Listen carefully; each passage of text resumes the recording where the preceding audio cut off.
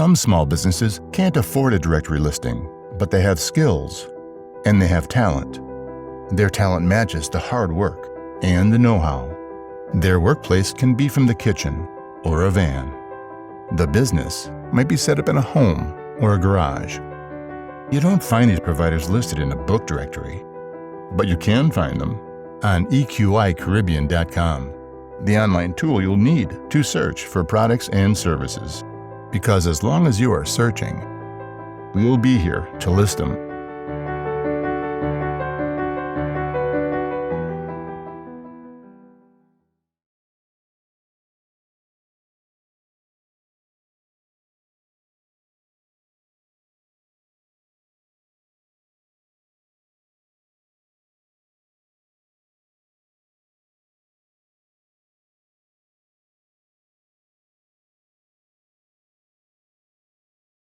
And right now we're here with the Bajan scout, Alan Pinder.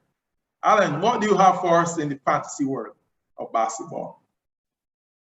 Well, Terry, you're just a few games into the season right now, but we've got a couple of things we could look at fantasy-wise. So far, some of what we expected has come through so far in terms of KD, Steph, Jokic, and even Julius Randle being off to great starts with regards to fantasy. On the center side, it seems I may have missed Anthony Towns. He seems to be doing better than Embiid so far, but most of what we were expected seems to be taking shape at this point in time. Okay, so any surprises for me? You just can't just give me the ordinary. Like, got any surprises that got anybody that we should be thinking about? Well, a couple of early surprises I talk with a lot of right now. I would say if you look, CJ McCollum, he had a great first game, 34 points, about 5 assists, 6 boards. He had a great start in his first game. Malcolm Brogdon is off to a very good start as well, averaging almost 30 points, 10 assists, almost 6 boards. Not sure if that's going to continue, but Indiana has a lot of injuries, so he's the main perimeter threat for them right now. So he just got a contract extension, a pretty significant one, which, as we know, is going to stop him from being included in any potential Ben Simmons trades, as it was rumored some time back. Oh. So, yes, I think Malcolm might be able to sustain some of these numbers, but we'll see. And Ja Morant got off to an excellent start in his first game, and his numbers are 37, 6, and 6 right now. So he's off to a very good start early on. We didn't really project him in this range as yet. I think the biggest surprise so far is Harrison Barnes. He's averaging 30 points, 12 boards in his first 2 games, and he seems to be the go-to guy for the Sacramento Kings right now. So I think those are a couple of early surprises that if you believe in these guys, you may want to potentially look and see if you can swing a trade for these guys. You may get some good value on them potentially, but some guys to keep an eye on for sure. Okay, and what about the people that we have to keep our eye on? Because you know that is always, when injuries start, then you gotta try and see who you could, go down the bargain bin to see who you could pick up. So tell me who I can keep my eyes on if I'm in fantasy. Yeah, for sure. Mo Bamba's on my watch list, definitely. He's not drafted in most leagues right now. He was out most of last year. I mean, after he first got COVID coming into the bubble, and he had a hard recovery from COVID, which affected him a lot last season. But he seems to be back in form this year. He's a young player, and Orlando has a lot of young guys on it. He seems to be doing pretty well so far. He's getting like 16.7 boards, and he's getting some blocks as well. So he's going to give you some of those defensive stats. Chris Duarte, given the Indiana Pacers, a lot of injuries on that team as usual. The rookie is not playing like a rookie so far, averaging 20 points, getting about 4 or 5 boards and assists per game. And his 3-point shooting, he's had almost 10 threes in the first couple of games. So he's starting for them right now. There's a good chance he may continue to start for them for quite a while, given TJ Warren's injury and also given Caris LeVert's injury. But when those guys sort of come back, that may push his buy-in on a little bit. Tyrese Maxey, similar situation. Ben Simmons is out for a little while. And we don't know what Philly is going to get in return for him. Daryl Morey thinking maybe 4 years before we get a replacement potentially. So you have to see what happens there. But Tyrese Maxey is giving you about 18 points, 4 boards, and 4 assists so far. And Shake Milton is also out. So he seems to be one of the main guys on the perimeter. And lastly, Will Barton. He shouldn't be a surprise right here, but he's not drafted in a lot of leagues right now. And he was out last year. Well, he was out last couple of years. He had a lot of injuries. He came back last year, but he wasn't really up to scratch. In the preview I gave last week, I was expecting Porter Jr. to be the main perimeter threat for the Nuggets. I still think that's going to be the case, but Will Barton seems like he's going to pick up a lot of the slack there. He gives you good all-around numbers, scoring, boards, and assists. He seems to be off to a pretty good start this year. So those are 4 guys that may not be drafted in your league right now. There's a good chance to pick them all off the waiver wire if they're still there. Okay, so I want to thank the guru of fantasy basketball, Alan Pender, the Bajan scout, for joining us here on Court in Session. Thanks. Take care, guys.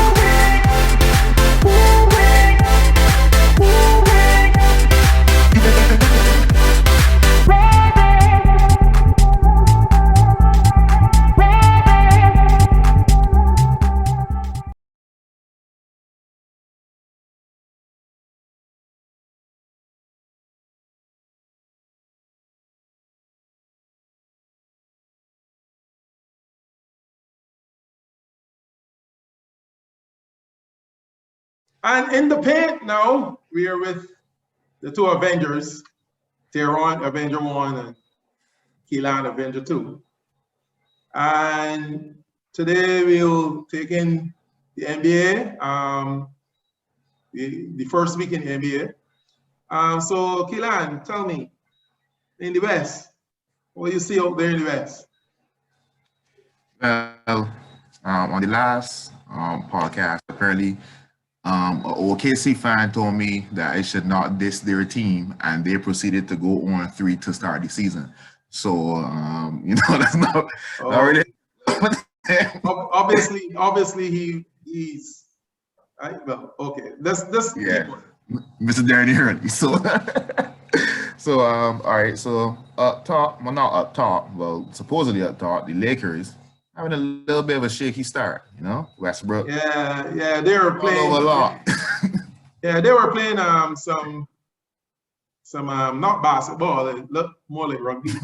Yeah, he seems a little bit out of control. Only averaging 12 points, 8 assists, and 7 rebounds, but shooting 35% from the field and 9% from 3. So he can't throw a rock into the ocean if he was on a boat right now. So he is struggling right now. But on the flip side, Braun is actually doing really well.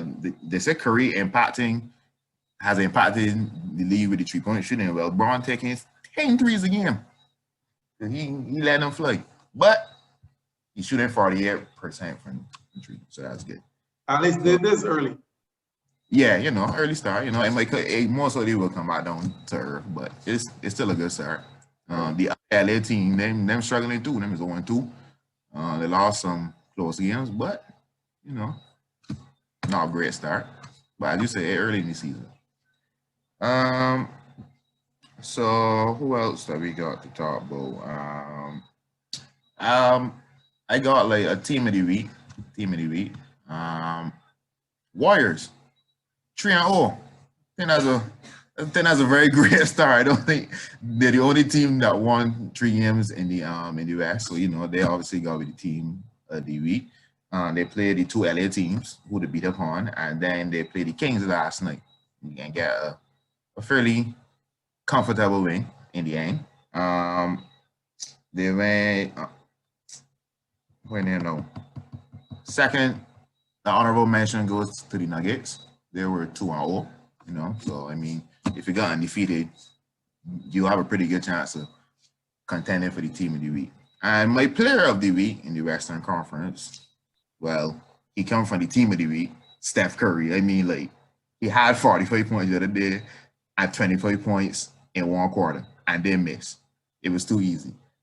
So those are my player of the week and team of the week. Honorable mention for player of the week, Ja Morant. He actually averaged 35 points, 35 and 8, and he had a good game against the Lakers last night. He had 40 and 10, even though he came out short in the game. But you know, it's an early start for the West. Not too much to look into, but you know, So I always thought that I have a feeling that Golden State can give some trouble in the West because yeah, they're doing so well now. At least it's only 3 games in, but they're doing well without Klay Thompson. yeah. Klay Thompson had like he has a little B on his bonnet since he was not including that 75. 75, yeah. So Got another chip on his shoulder. Yeah, when Klay Thompson come back, it's going to be, you know, Warriors will step up another notch. As if a 3-time champion needed any more motivation. Well, I think he has the motivation enough. He said on Twitter that he feels disrespected. So we'll see what happens when he returns. Now in the East, there are some things happening in the East. You know, East is a lot of drama. Right now, Ben Simmons is, you know, beginning to look like one of the Kardashians. Because everything around him is drama. So what's happening in the East? Avenger number 1. Well, as you just said, we're going to start with Ben Simmons. We have no idea if he's going to play for them again, but if he is planning to play for them again, I think he's making the right moves in that direction. He's not only come back to team practice, but normally he had a little drama after he came out of practice. He's speaking to the management and the players, and he says he just needs a little time to get his mind in the right place if he's going to play. So we have no idea what's going to happen there, but we'll tune in and see. In the meantime, though, Philadelphia does not look good to me as a team. They're sorely missing him on the defensive end. They're not that top-ranked defense anymore. And the offense, I think, as much as people complain about Ben Simmons, he is their point guard. He is their starting point guard, and he does do a lot for them.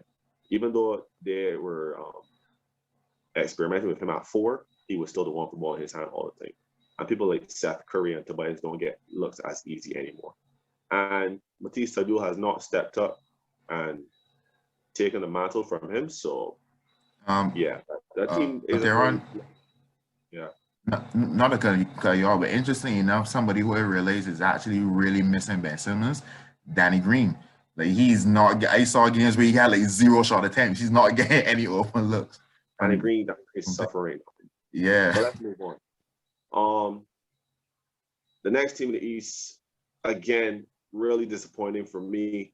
Without Kyrie, the Nets just look bad. They were never a good defensive team, but without that, again, that OP offense, that overpowered offense, they don't even look like a threat right now to me, in my opinion.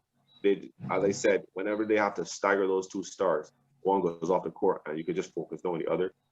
It doesn't look good. And Harding actually does not even look like himself yet. We know he's coming off an injury from the last season, but he's not ready. He looks ready to run and play, but he doesn't look ready to beat James Harden quite yet. KD is still doing his thing, but the Nets are not even looking like a threat at this point in time. But 2 teams that have been ripping it up in the Eastern Conference are the Bulls and the Charlotte Hornets. Those 2 teams are,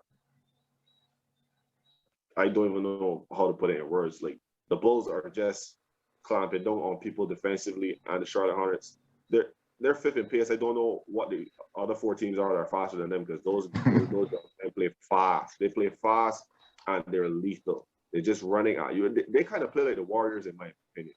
And they kind of have one of those flashy playmakers like Curry and LaMelo Ball as well. He to me, he gets their pace going, and he's the one who really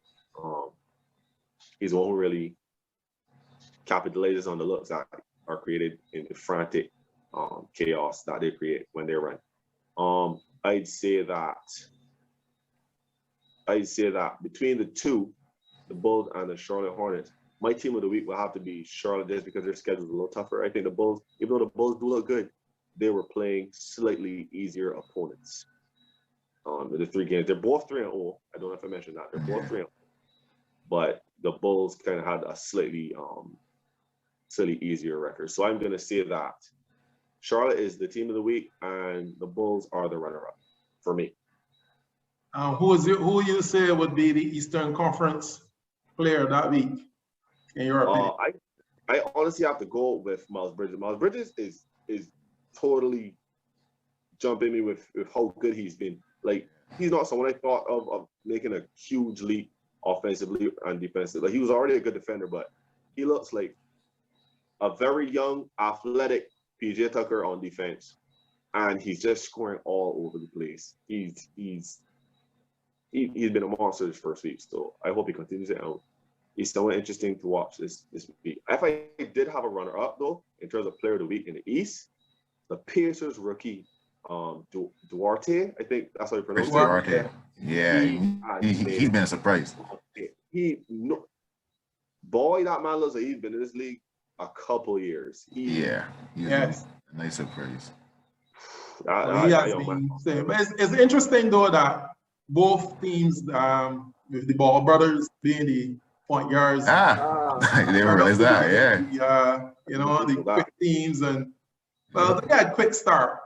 But usually, reality is set in a couple more games, and then things will go up. So that is the East and the West. Now, last week we had pick 5, and I must say that Avenger number 2 didn't do very well. He was loyalty. While myself and Teron was 4 or 5. So we have a comeback week. It's a long season, and Elon has a lot of time to get back. I don't know get back where, but we'll say that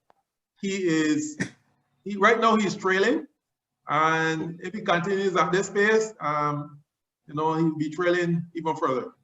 So last week, 2-5 for Keelan, 4-5 for myself and Avenger number 1. Now this week, the pick 5.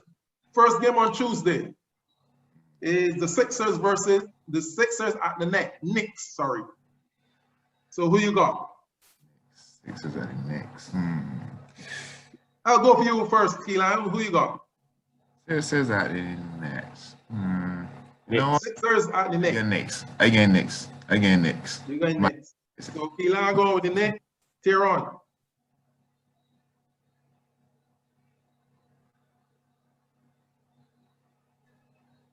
It's so tough because the Sixers are looking bad, but they still have Jordan Embiid. They're still supposed to mix.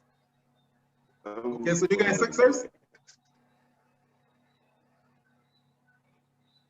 Yeah. You're going with the Sixers, Sarah? Hello? You not hear me? You going with the Sixers? I think you said Knicks. Oh, you're going with Knicks. Okay. Yeah. Okay, so you're going with the Knicks. I will go with the Sixers, just so that we can hear them. We have some people on the other side. He always want me different. On Wednesday, Atlanta at New Orleans. Oh, Hawks. I knew what Hawks. Teron, you with Hawks too? New Orleans isn't good. I'm going with Hawks as well. I'm never picking the Pelicans, sorry. And I will go with the Hawks too. Thursday, Memphis at GSW, Golden State Warriors. Ooh, that's a good one. Cameron versus Steph Curry. Who you got, Teron? I feel like it's crazy going against Steph Curry right now, but just to make things interesting, I'm going to go Memphis. You know why? Because Memphis. So Teron going with Memphis. And who you going with, Keelan? I just stick with the the hot wave that is Steph Curry, and then you go with Warriors. Okay, so you're going with the Warriors. So Keelan going. I will go with the Warriors as well. On Friday, Charlotte at Miami. Well, I pencil in Toronto. And Keelan. Shoot, that's actually a tough matchup. Hottest team in the East versus the best team in the East.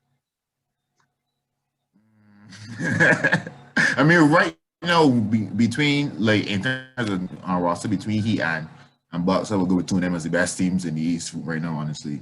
But actually, I'm gonna go Heat too. Crazy. You'll go Heat. So you're going to Heat. I get with Heat too.